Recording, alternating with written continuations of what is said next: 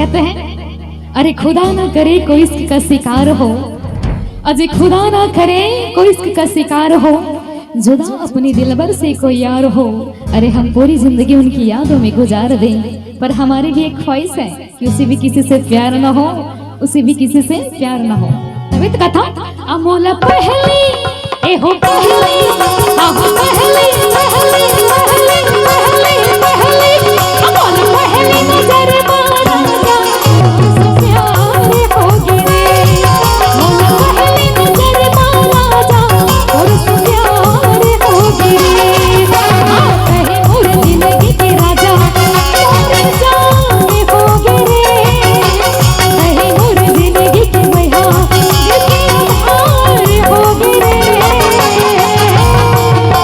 ईमान से कहते ना अरे तेरे दिल के पार हो जाएगा और जख्म भी खुशबूदार हो जाएगा। कहते हैं कि तेरे दिल के पार हो जाएगा और जख्म भी खुशबूदार हो जाएगा।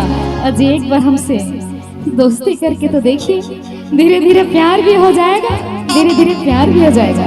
तभी तो कथा अमोला पहली हो पहली ए हो पहली आहो पहली पहली पहली पहली पहली अमोला पहली नजर मारा जा तो प्यार हो गिरे, अमोला पहली नजर मारा जा तो प्यार हो गिरे।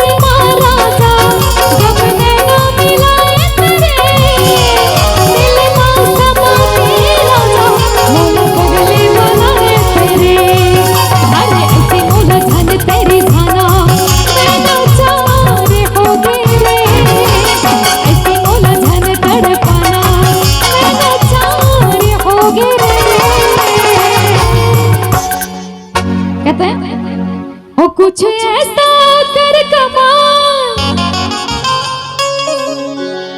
ओ कि तेरा हो जाऊं, ओ किसी और के हो फिलहाल, हम किसी और के हो फिलहाल, कि तेरे हो जाऊं, कि तेरे मैं हो जाऊं। तभी तो कथा ईमान से कबो दिल धुक धुक करते मोरो का कहते वो चांद से पर्दा कीजिए, चांद से पर्दा कीजिए, कहीं चुरा न ले तेरे कानून। ओ मेरे ओ मेरे ओ मेरे मेरे मेरे मेरे मेरे मेरे मेरे ओ मेरे हमदवा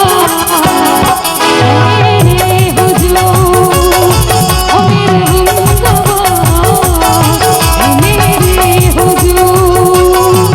ओ चांद से पर्दा कीजिए,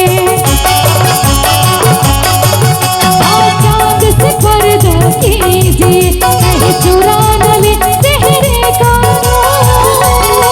ओ मेरे ओ मेरे मेरे मेरे मेरे मेरे मेरे मेरे मेरे मेरे ओ मेरे हमदवा मेरे हुजूर, ओ मेरे हमदवा मेरे हुजूर।